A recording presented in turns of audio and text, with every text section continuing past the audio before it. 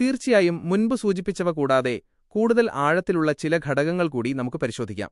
ഭരണനിർവഹണം, ക്രമസമാധാനം, സാമൂഹിക സാഹചര്യം എന്നിവയെ അടിസ്ഥാനമാക്കിയുള്ള വിലയിരുത്തലുകൾ താഴെ നൽകുന്നു. മറ്റു പ്രധാന നേട്ടങ്ങൾ. അഡ്വാൻറ്റേജസ്. അഴിമതിവിരുദ്ധ സംവിധാനങ്ങൾ.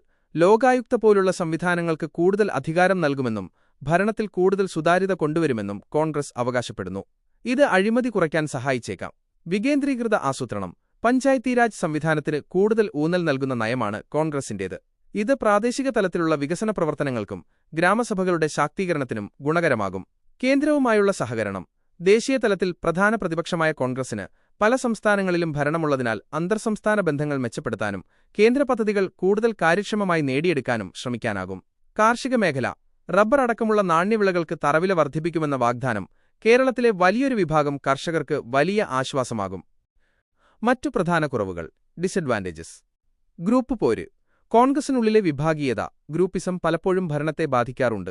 മന്ത്രിസ്ഥാനങ്ങൾ പങ്കിടുന്നതിലും ഉദ്യോഗസ്ഥ നിയമനങ്ങളിലും ഗ്രൂപ്പ് താൽപര്യങ്ങൾ മുൻഗണന നേടുന്നത് കാര്യക്ഷമത കുറയ്ക്കാൻ കാരണമായേക്കാം. തീരുമാനങ്ങളിലെ കാലതാമസം. ഹൈക്കമാൻഡിന്റെ ഇടപെടലുകൾ പല സുപ്രധാന തീരുമാനങ്ങളിലും, പ്രത്യേകിച്ച് നേതൃമാറ്റം അല്ലെങ്കിൽ വിവാദ വിഷയങ്ങൾ, കാലതാമസം വരുത്താനിടയുണ്ട്. നയങ്ങളിലെ അസ്ഥിരത. മുന്നണിയിലെ ഘടകകക്ഷികളുടെ ലീഗ്, ആർഎസ്പി തുടങ്ങിയവ വ്യത്യസ്ത താൽപര്യങ്ങൾ സംരക്ഷിക്കേണ്ടി വരുന്നത് ചിലപ്പോൾ സർക്കാരിന് കർശനമായ നിലപാടുകൾ എടുക്കുന്നതിന് തടസ്സമാകും. സമരങ്ങളും പ്രതിഷേധങ്ങളും. പ്രതിപക്ഷത്തിരിക്കുന്ന പാർട്ടികൾ ശക്തമായ പ്രക്ഷോഭങ്ങൾ നടത്തുമ്പോൾ അത് നേരിടുന്നതിൽ കോൺഗ്രസ് സർക്കാർ കാണിക്കുന്ന മൃദുസമീപനം ക്രമസമാധാന നിലയെ ബാധിക്കുമെന്ന് മുൻകാലങ്ങളിൽ വിമർശനങ്ങൾ ഉയർന്നിട്ടുണ്ട്.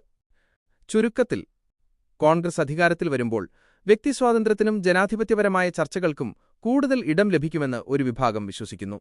എന്നാൽ പാർട്ടിക്കുള്ളിലെ അച്ചടക്കമില്ലായ്മയും ഐക്യമില്ലായ്മയും ഒരു സുസ്ഥിര ഭരണത്തിന് വെല്ലുവിളിയാകാൻ സാധ്യതയുണ്ട്.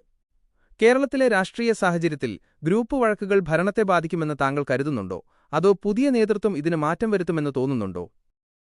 തീർച്ചയായും മുൻപ് സൂചിപ്പിച്ചവ കൂടാതെ കൂടുതൽ ആഴത്തിലുള്ള ചില ഘടകങ്ങൾ കൂടി നമുക്ക് പരിശോധിക്കാം. ഭരണനിർവഹണം, ക്രമസമാധാനം, സാമൂഹിക സാഹചര്യം എന്നിവയെ അടിസ്ഥാനമാക്കിയുള്ള വിലയിരുത്തലുകൾ താഴെ നൽകുന്നു. മറ്റു പ്രധാന നേട്ടങ്ങൾ. അഡ്വാൻറ്റേജസ്. അഴിമതിവിരുദ്ധ സംവിധാനങ്ങൾ. ലോകായുക്ത പോലുള്ള സംവിധാനങ്ങൾക്ക് കൂടുതൽ അധികാരം നൽകുമെന്നും ഭരണത്തിൽ കൂടുതൽ സുതാര്യത കൊണ്ടുവരുമെന്നും കോൺഗ്രസ് അവകാശപ്പെടുന്നു. ഇത് അഴിമതി കുറയ്ക്കാൻ സഹായിച്ചേക്കാം. വികേന്ദ്രീകൃത ആസൂത്രണം. പഞ്ചായത്തീരാജ് സംവിധാനത്തിന് കൂടുതൽ ഊന്നൽ നൽകുന്ന നയമാണ് കോൺഗ്രസിന്റേത്. ഇത് പ്രാദേശിക തലത്തിലുള്ള വികസന പ്രവർത്തനങ്ങൾക്കും ഗ്രാമസഭകളുടെ ശാക്തീകരണത്തിനും ഗുണകരമാകും. കേന്ദ്രവുമായുള്ള സഹകരണം. ദേശീയ തലത്തിൽ പ്രധാന പ്രതിപക്ഷമായ കോൺഗ്രസിന് പല സംസ്ഥാനങ്ങളിലും ഭരണമുള്ളതിനാൽ അന്തർസംസ്ഥാന